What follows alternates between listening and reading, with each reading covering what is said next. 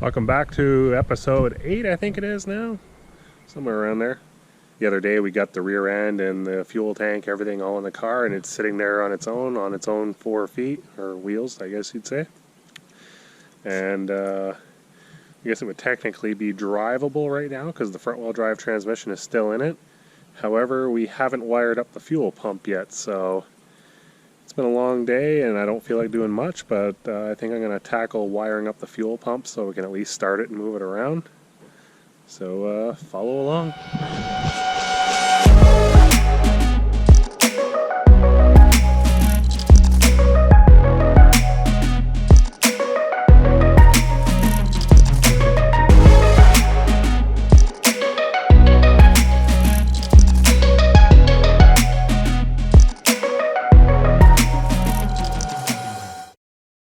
Oh, and check this stance with the new KYB suspension in the back compared to the stock suspension in the front. That looks pretty good, and with the camber adjustment I did in the back, it's still got a little bit of camber, but it's not bad for how much it lowered down. As we get closer to getting an alignment done, we'll address that and get that all squared away. Gonna have to get a camber kit for the front too. That won't be washers, that'll be Ingles camber bolts. And anyways, that's another day. For tonight, what we need is an all-wheel drive fuel pigtail. And it's buried in there somewhere. This thing is just piled full of stuff. So I'm going to dig that out and show you what you need. This is about all these eBay taillights are good for. So this is what we're after. And it looks like this thing may have been modified by somebody. I'm guessing somebody must have had a relay hooked up to this at one point, but it no longer is, apparently. So I'm gonna come back a little bit further, I believe. I'm not gonna cut it right here. I'm gonna undo some of this tape and cut it back further so I have plenty of wiring to mess around with, and go from there. Out of hell with it, I'm just cutting it right here.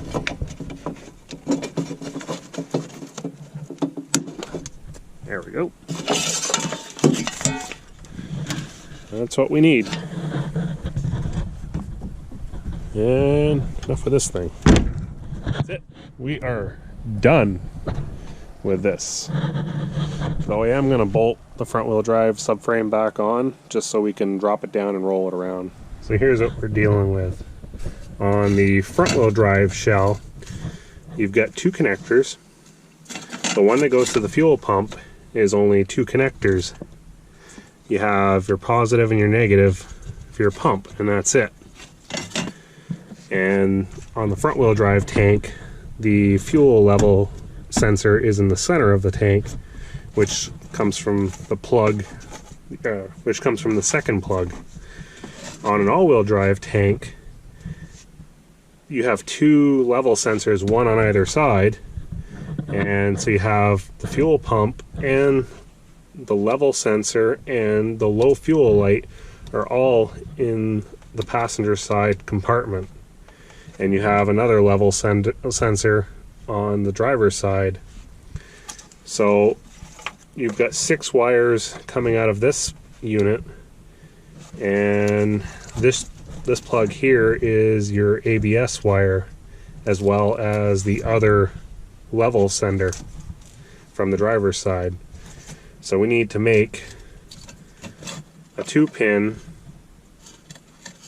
and a 7-pin work with this. So that's why you need the all-wheel drive sending unit pigtail. You've got the 6-pin plug for the fuel pump on this side, and you've also got a 6-pin plug to match the all-wheel drive plug on the tank. So we need to cut this harness off So to start, I'll just take this like chicken's tape off here and get my wires all opened up and knock this grommet out of here. Either that or maybe we'll just pull it out. We'll see which is easier.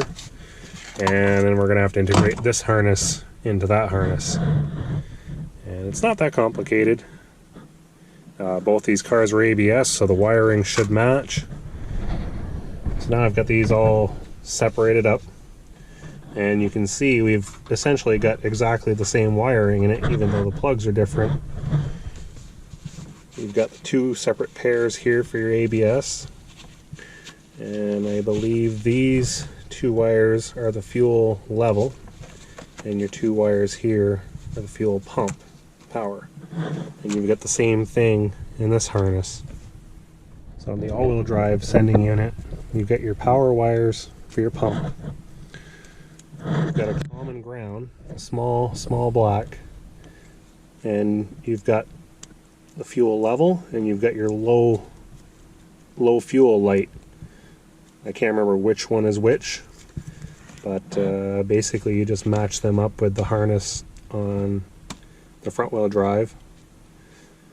There's no going back now. Forever all-wheel drive. So now more or less just got to match up these wires, and we'll solder, heat shrink tubing, like chicken's tape, and we should have a running car after. Now the other thing, this car, nobody ever did the very common fuel pump rewire to give extra power to the pump, and I think while I'm in here I'm gonna go ahead and do that. So that involves basically adding a 30 amp relay into the mix and a line directly back to the battery, because the two fuel pump wires here are really not a very heavy gauge of wire. Plus, if you see, it comes over here to the passenger side, but it goes all the way around the car up to the front. So you have a really long wire that's like maybe, I don't know if that's even 18 gauge, and so you lose a lot of amperage and some voltage over that distance. So basically what people do is you'll put a relay somewhere in the vicinity here with a direct line, maybe 14 gauge, back to your battery, with a fuse of course, so you know, no fire and stuff. Fire bad. And so you'll be getting a lot stronger amperage from the battery directly to this relay and then into the fuel pump, giving you higher voltage at the pump, giving you more fuel flow. It's just an overall better situation when you're trying to make some power out of these cars. You can extend the range of the stock pump by quite a bit, or a 255 or whatever you happen to have in the tank. Going from 12 volts to roughly 13.5 to 14 volts really does make quite a bit of difference on the fuel flow. But for right now, I'll cover getting the all-wheel drive harness wired in, and from there we'll worry about the relay. And like I said, on the white car, it looks like somebody had already done the relay to the fuel pump. It's no longer there, but they never even soldered it. They must have just wrapped the wire around and hope for the best. So I'm going to repair this as well, because this is partially broken. Focus, you fuck. Yes. So that's not good for power. So I'm going to cut that, solder it, heat shrink it, the whole works. Make sure that's good and safe, and then we'll finish wiring this up. There, first things first, got those two wires repaired, resoldered, heat shrinked, good solid connection there. Now we can actually continue on with the wiring harness swap. Now I don't call myself any sort of electrician, but I like to make sure that my wires are stripped well and wrapped very nice and neatly before I solder them. Just gives you a much better overall finished product. And don't forget to put your heat shrink on first. go, those are fully soldered, good penetration all the way through. I'll slide the heat shrink over.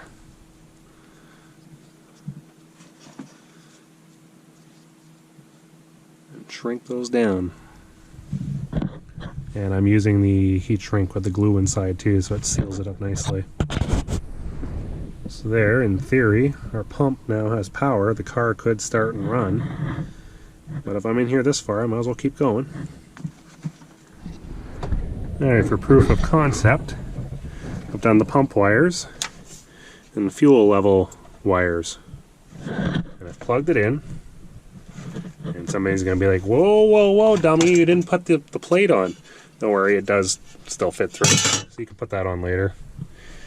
Alright, so battery's hooked up. Car's in neutral. Let's see.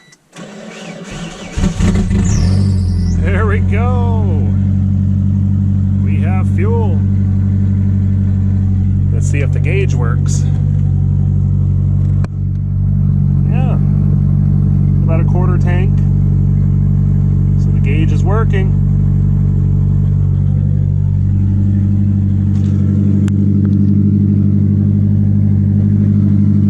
That open downpipe life though. And so now we know the wiring is good and it's been running. It'd be a great time to check if you have any leaks on the ground, which I don't see any. Shouldn't be any. That's oil. That's not. Fuel pump would be leaking about there if it was leaking, but I've done this enough times. I think I got it figured out. So I'll finish up doing the rest of the wiring, clean this up, put the plate on, and tuck this all away. Be right back. There we go. All wired in. Pretty damn simple. Just match your colors and bundle it back up, protect it. Simple as that. So I'm just going to put the plastic guard on, a little electrical tape, put the screw back in, put the cover on, and we're ready to go. There's our finished product. No one will be the wiser. We've got a Walbro 255 in there and an all-wheel drive tank and a front-wheel drive car, just like that. That's all there is to it. I see a lot of people post up questions about the wiring for the all-wheel drive swap on the fuel pump, and everybody seems to get confused. And I really don't. I guess I know why, but there's no real reason for it. I think a lot of what it stems from is the way people did the wiring years ago, or the way the guides were written. What it told you to do in the guide basically is it shows you to take just the it shows you cutting off the wires basically here right at the plug in here and wiring it in there, and then it does get a little complicated because, well, you don't have the same amount of wires here and here on these two plugs as you do on the all-wheel drive harness. So the simple fix to that, just take a foot of the harness. Like, don't do anything down in here. Do your splice up here, and like I said, all you have to do is cut your wires and match them up. There's nothing more than that. So if you get at least a foot of this harness, that's all you got to do. Just match your wires and there will be zero complication. Everything will work. Your fuel sender will work. You'll know how much gas you've got. Your pump will work properly. And if you want to add in a 30 amp relay, which I got one out but I haven't hooked it up yet, then you'll do your power join right here as well. But for tonight, just to get this thing up and running, I've done that. Car runs, starts just like it did before with the front wheel drive tank, and everything works. So I don't know how to make it any more clear than that. So hopefully that helps a few people out and reduces a little confusion, because there's nothing really complicated to it, and it comes up often. Just get yourself that foot of harness and match up your wiring, and there will be zero complication. You don't even need those diagrams that people have written up. That's all you need. Just take the whole damn thing and you're good to go. So I think next on the on the agenda is to start pulling the transmission on this car. That'll probably be next weekend. We had a pretty long weekend working on this, 2 days pretty solid, so I'm going to take the rest of the week off and do some other stuff. And we'll catch you then. I don't have any dogs tonight to talk to, so it's just me out here by myself. So it is sometime. Take care, guys, and like and subscribe if you like my stuff, and thanks for the support. We'll see you next time.